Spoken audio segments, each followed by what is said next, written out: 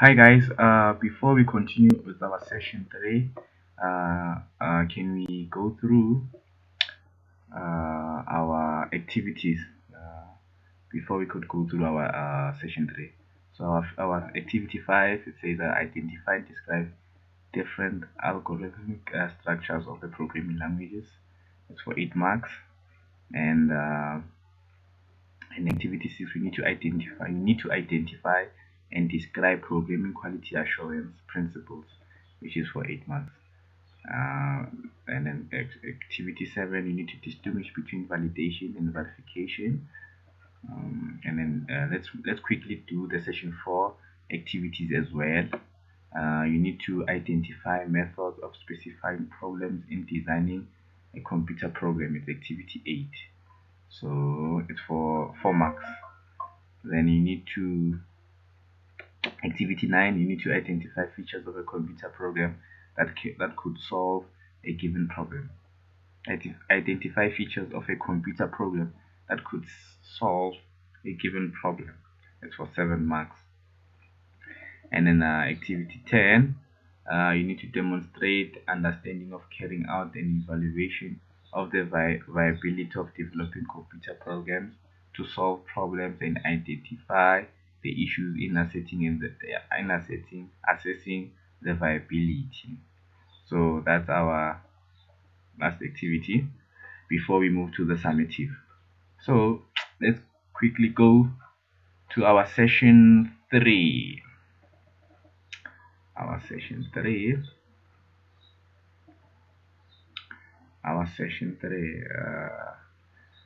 Let me read out the session 3 objectives. The learning outcomes.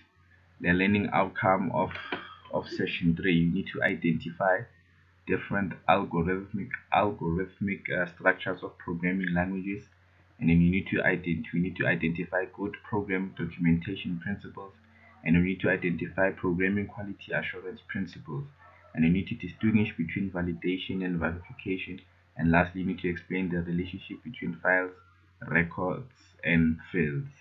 So let's go to our learner guide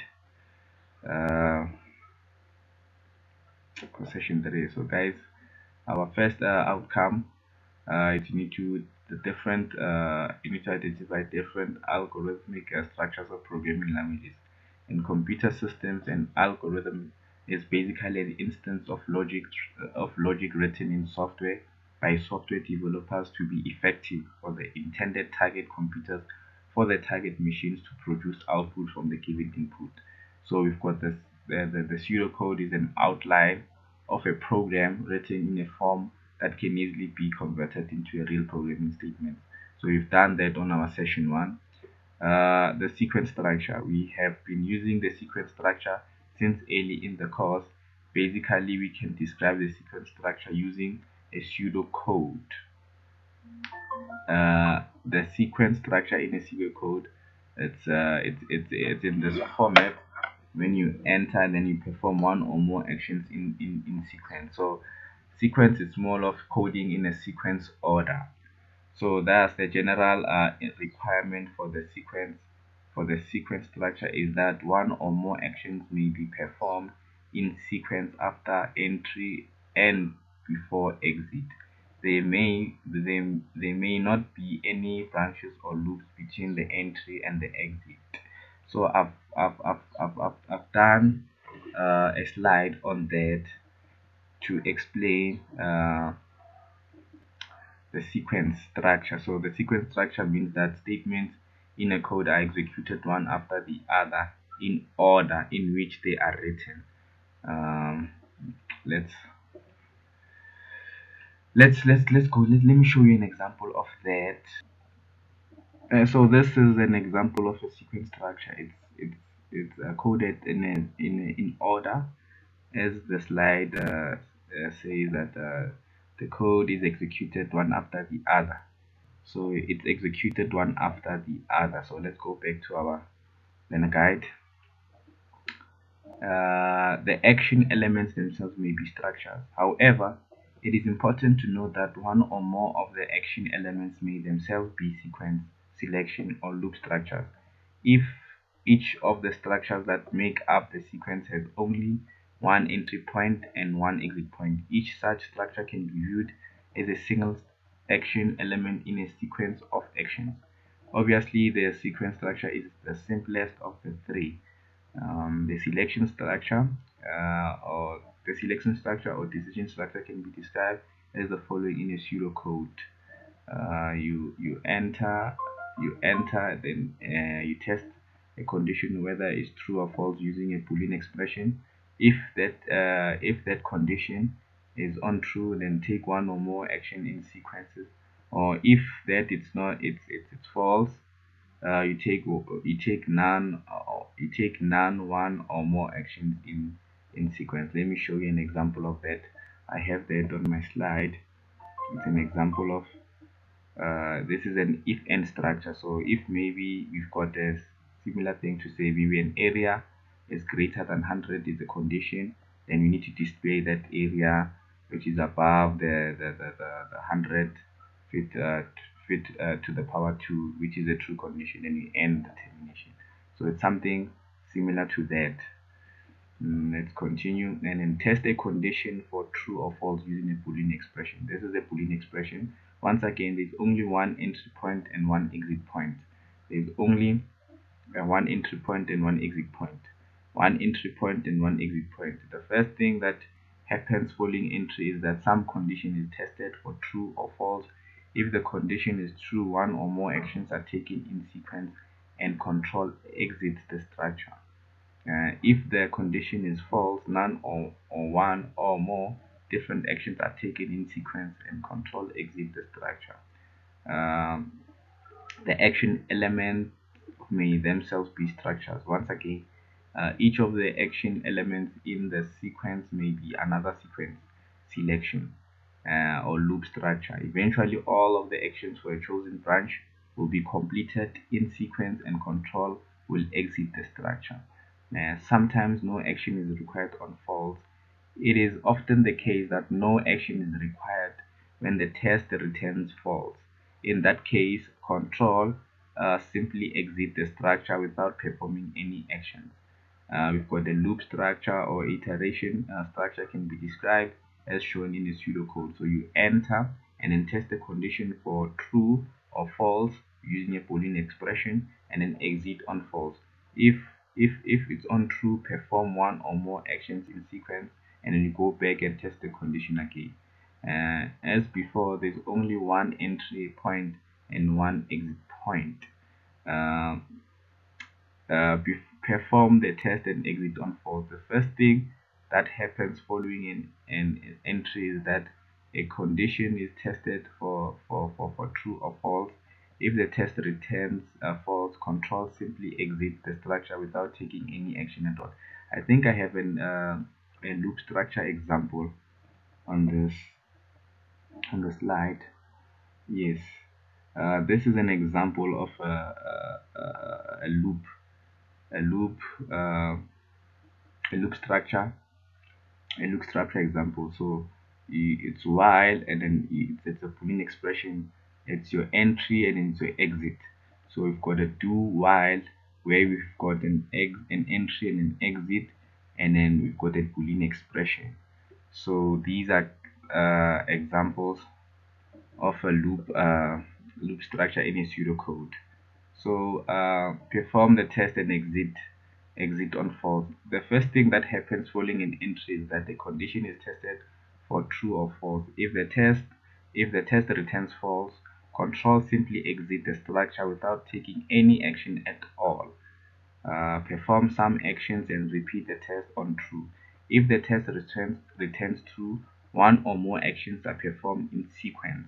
The condition is tested again. During each iteration, the test returns false. Control exit the structure. If the test returns true, the entire cycle is repeated. Each action element may be another structure. Each of the elements may be implemented by another sequence, selection, or or loop structure. Eventually, all of the actions will be completed and the condition will be tested again. Mm, Need to avoid infinite loops. Generally speaking, unless something is done in one of the actions to cause the test to eventually return false, control will never exit the loop. In this case, the program will be caught in what is commonly referred to as an infinite loop. So, an example is this: I've managed to do an infinite loop. So when maybe an integer is greater than 0, then if it's greater an integer, if it's greater than 10, you add it's plus plus. So if it's 0, the integer will count from 1 up until to 10. If it's not, if the condition is not true, it will increment. These plus plus simply outline it's an increment, it's an incrementation. So it increments up until it reaches the condition which is true. So let's go back to our learner guide. So I've done this we have done this on our uh, session 1. Let's quickly go through it. What is an algorithm? List the steps involved in accomplishing a task.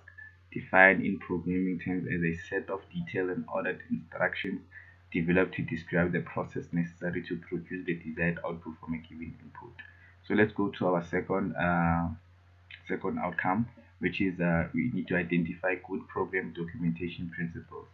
We've got our first one, which is internal documentation. The variable declaration commands are one part of good internal documentation. Internal documentation is a set of commands that are included within the code to help clarify algorithms. Some students take internal documentation to mean that they should comment each line of code. This is obviously an example of overdoing a good idea. Any programmer knows how to increment a value in a variable.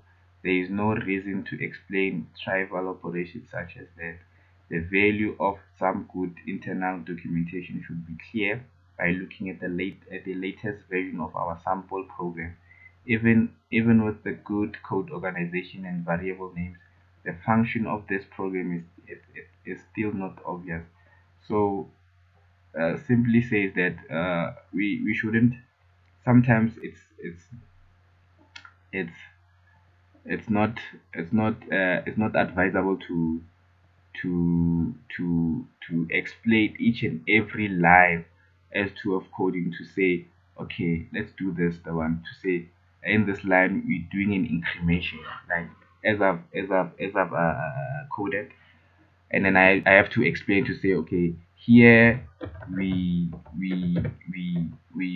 increment, we increment, the integer, we increment the integer until it's less less than 10. So that it's not necessary for that statement means that it's not sometimes not necessary for you to as to explain each and every code that you're coding. So here's a list of items that should be included in your internal documentation. Block comments that are several lines long should be placed at the head of every subprogram. These will include the subprogram name, the purpose of the subprogram, and a list of all parameters, including direction of information transfer into this routine, out of the routine back to the calling routine, or both, and their purposes. Meaningful variables names. In a node of a tradition, simple loop variables may have single letter variables names, but all others should be meaningful. Never use a non-standard abbreviation when they mention the variables. Uh, these are variables. These are variables, so it should be clear and stateful as to what is this all about. Variable, while, do, those kind of things. Let's continue. Each variable and constant must have a brief comment next to its declaration that explains its purpose. This applies to all variables as well as to the fields of the struct declaration. Complex section of code and any other parts of the program that need some explanation should have comments just ahead of them or embedded in them.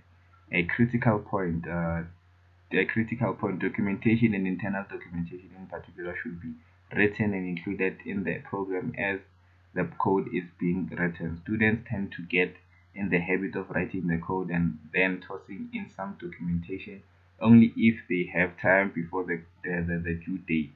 This makes documenting seem even more boring and tedious than it already is. And students who rush the documentation at the last minute usually do a very mediocre job. Documentation should be written when the code is being written and should be typed in as the code is typed in. The demonstration of some of these points. Here's another version of our program. This time containing some acceptable internal documentation. It's an hash include studio.h. The trick with internal documentation is to make it easy to find while at some time ensuring that it's not making the code hard to read. Block commands can be partially boxed as shown to separate them from the code. The use of an asterisk at the start of each line of the shorter clarifying comments in the code serves a similar purpose. There's no one right right way to do this, but it does need to be done. Experiment with with some styles and pick one you like. One piece of advice: don't fall in love with the complete box style. Lots of students like to complete and close the block comments within a box. This looks great, but the right hand wall of the box is very hard to keep lined up as you make adjustments and additions to the comments. The three wall style shown above is much easier to deal with and looks almost as good. So we've got our external documentation. In a professional programmer shop, large programs are documented in great detail, not only with comments in the code, but with descriptions that are maintained separately from the code. In such an environment, programmers are often asked to fix problems in code that they didn't write. Many times, the author of the code isn't even with the company any longer. The documentation may be all the programmer has a reference material to help him or her make the necessary modifications. External documentation doesn't deal with details of the code. Instead, it serves a general description of the project, including such information as what the code does, who wrote it and when, which common algorithms it uses, which upon which other programs or libraries it is dependent, which system it was designed to work with, what form and source of input it requires, the format of the output it produces, etc. Often the external documentation will include structure charts of all the outline of the program that were produced when the program was being designed. All of this information is necessary to help other programmers understand the program. One seemingly innocent change in a program can have unpredictable consequences on the other parts of the system. Good documentation can prevent such problems. In most programming classes, it is impractical for instructors to require large amounts of external documentation for programs that are only a few hundred lines long. Instead, it is common for instructors to require that a small amount of external documentation be included at the top of the program in the form of a large block comment. This condensed version should include at least the following pieces of information: your name, the course name, assignment name, number, instructor name, and due date, description of the program was written to solve, approach used to solve the problem. This should always include a brief description of the major algorithms used or their names if they are common algorithms. And number four, the program's operational requirements, which language system you use, special compilation information, where the input can be located on the disk, and etc. Required features of assignment that you were not able to include.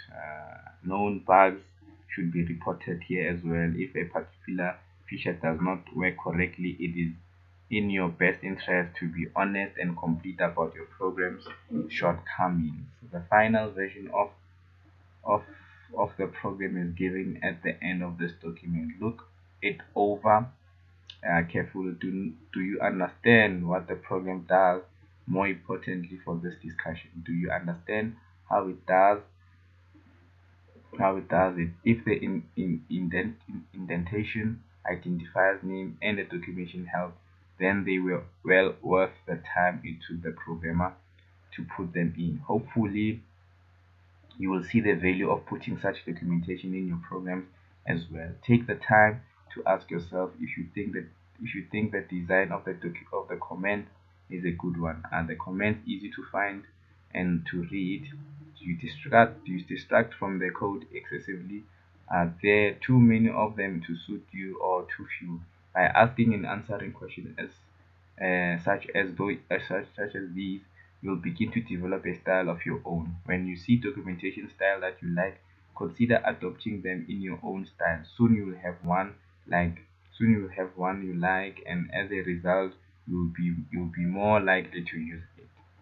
There are plenty of decisions that were made in the design and documentation of this program that can be questioned and improved on. As you gain more experience in programming, consider revising this program and trying to rewrite it from scratch. Perhaps you can think of a better way to generate the times. For example, there isn't a program in existence that can be improved, and this one is certainly no exception. The core principles of a good documentation: less is more. People simply do not like to read this kind of stuff and so leave out anything they don't need to know, such as the theoretical discussions of why something is the way it is. Also, at least the first release of docs use the 2080 rule and only document the main use cases rather than the exceptions. Think of this as a paying rent. Pictures really are worth a thousand words.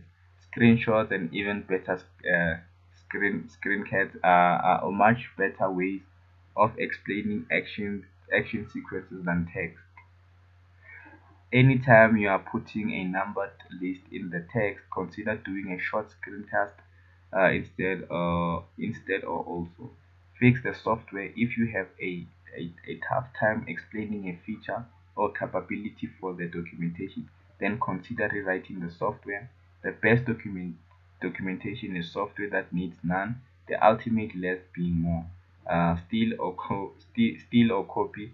Look at the documentation for software you use or is competitive or you respect, and see what you can reuse from that, whether it is formatting, how they use graphics, screencast, or method of explaining difficult concepts.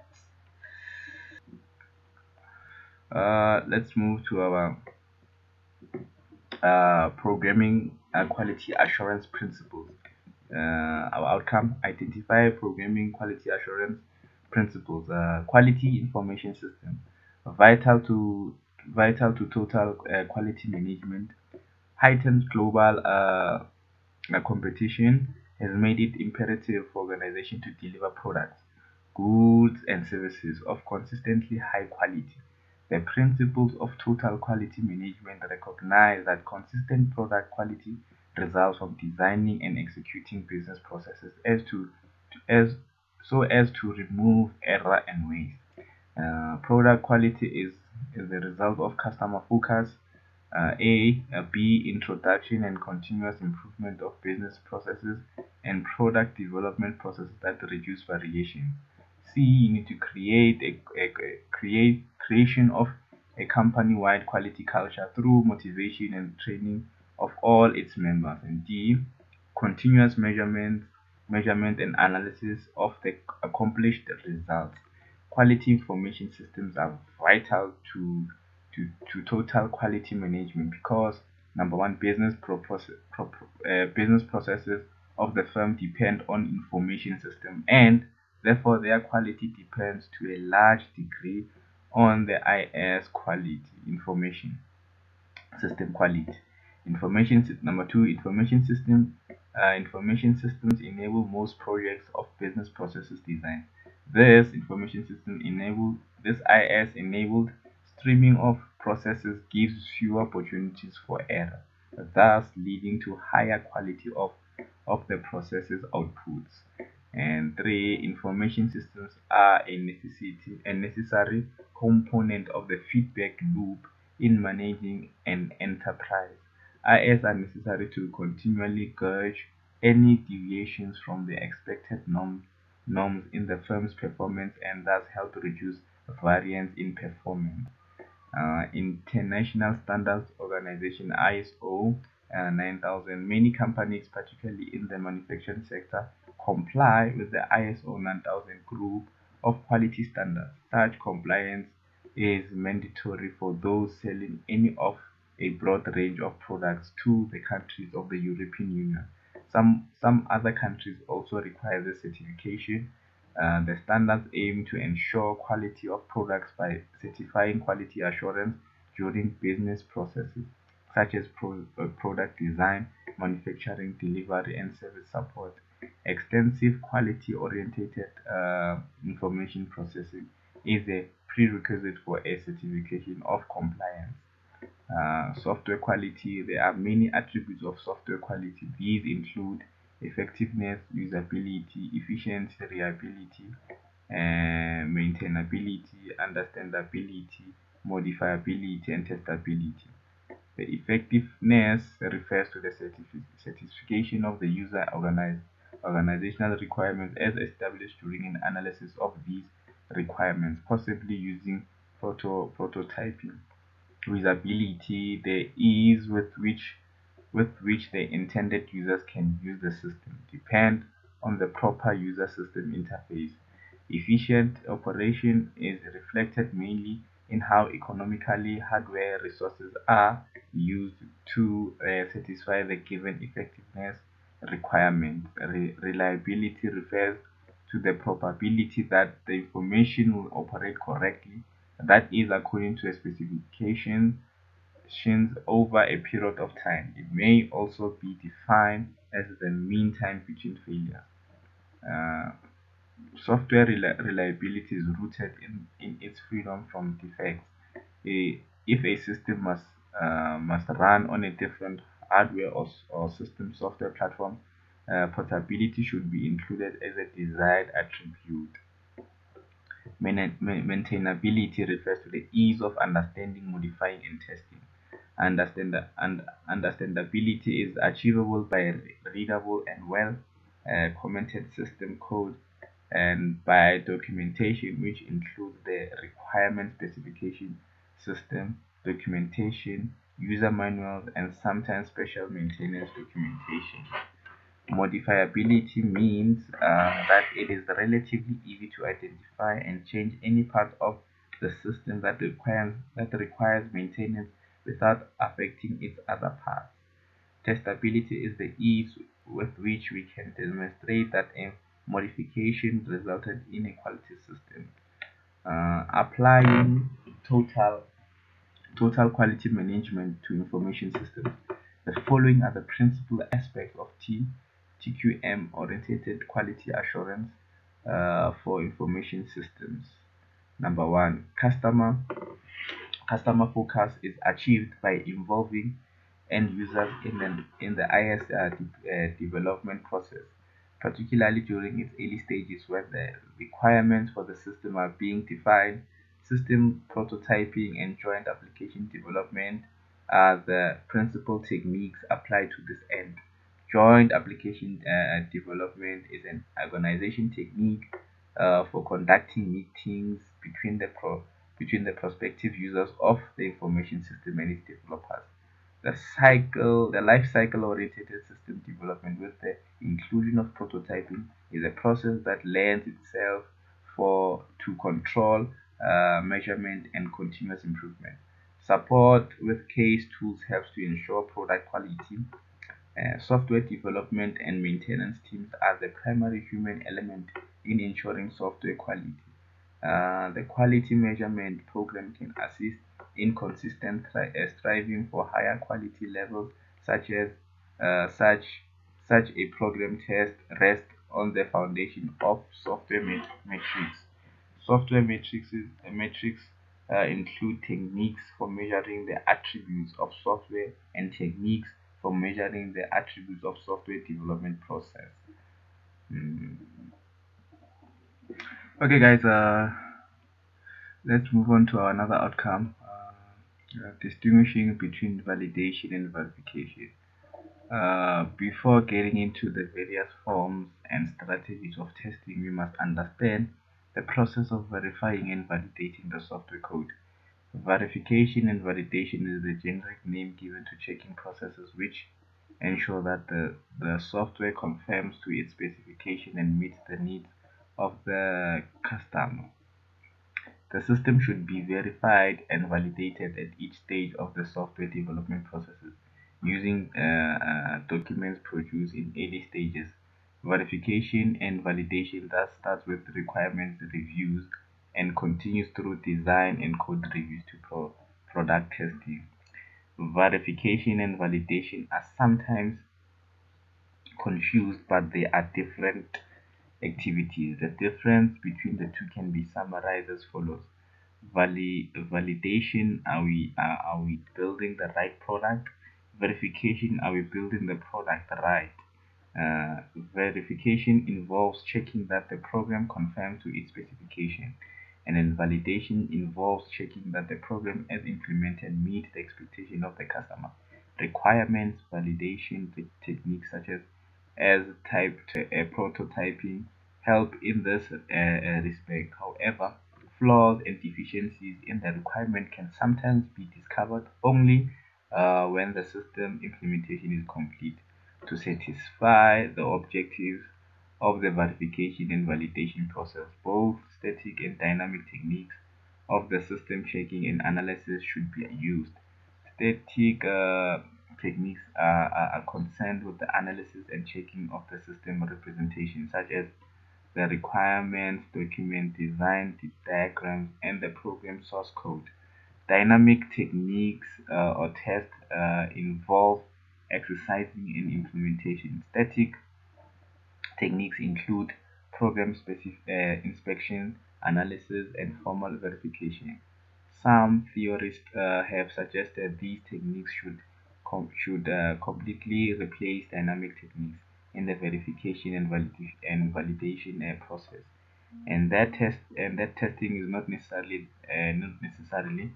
This is this is not a useful point of view and could be considered harmful.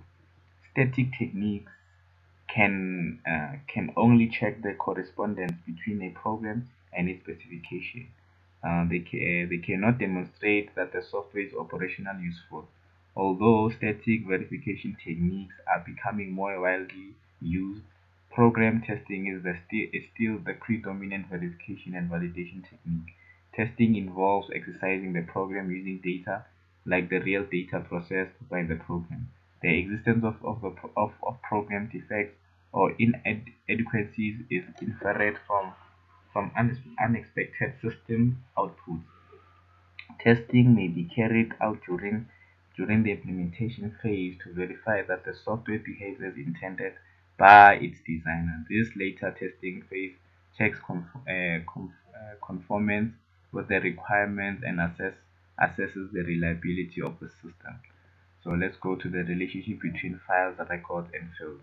What is a record? The set of data associated with a single object or a person is known as a record. And then in the example of our student, the data associated with each student is a record. Here is a just here is just record.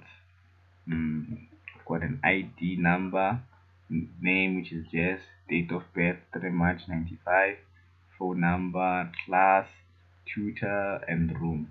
So each student has their own record just like Jess, but with different data. The data in each record is different, but each record has the same structure.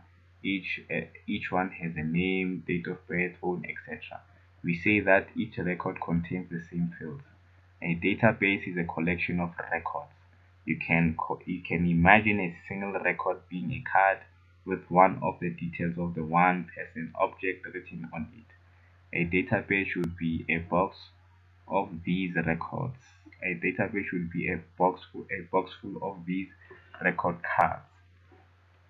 This is exactly how a lot of old manual databases used to look. If you went to a public library 30 years ago, you wanted to find a specific book, you have to look through boxes of index cards until you find the details of your book. What is a field and what is a field name? You'll see that each of our student records contain the same items. These items are known as fields. Each field has a specific has a field name. For example, date of birth. Each field will contain different data in each of the records. E.g., in just record, the phone field contains 7756435 6. But in Zeta's record, the phone field contains 88565634. Same field, different data values. It can be a bit confusing. What's the difference between the field and the field name and the data in the field? Imagine that you were manually filing in a record card for jazz. The card would have various labels and boxes to write in. So this is the data in the field and the date of birth, the name field, and the third much is the field. The field is the box that you would write in. The field name is the label next to the box, and the data is what you would write in the box. So guys, this is the end of the session. But before I could end the session, I just wanna quickly review our session 3 activity. So in activity 5, you need to identify and describe different algorithmic structures of the programming languages. Yes, we've done that. You've got quite a number of them. It's for 8 marks. And we need to activity 6, you need to identify and describe programming quality assurance principles. And for 8 marks, you need to describe those programming quality assurance principles. And you've got you need to distinguish between validation and verification. It's activity 7. So I'll see you in our next session, doing our session 4 with this activity. So till then, take care.